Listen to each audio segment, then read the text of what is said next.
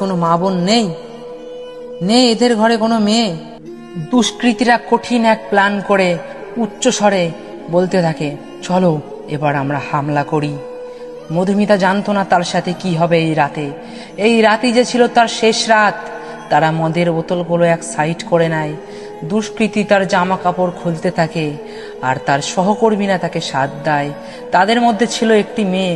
সে একবারও ভাবলো না দুষ্কৃতী যে সেই মেয়েটার সাথে খারাপ করছিল, সেও একটা মেয়ে। কি করবে মধুমিতা? মধুমিতা তো সেটা জানতো না। কি ঘটে গেল মধুমিতার সাথে? এক বিশাল দুঃখজনক ঘটনা। হামলা করে দিল দুষ্কৃতীরা। ছটপট করে চিল্লানোর চেষ্টা করলো, মা বাঁচাও বাঁচাও। মেয়েটিকে মধুমিতা কতবার বলল, আমাকে বাঁচাও, আমি কাউকে কিছু বলবো না, আমাকে ছেড়ে দাও। দুষ্কৃতীরা কারোর কথা যেন শুনল না। দুষ্কৃতী ছিন্ন বিছন্ন করে দিল মধুমিতার জীবনটা। এক নয় দুই নয়, দুষ্কৃতী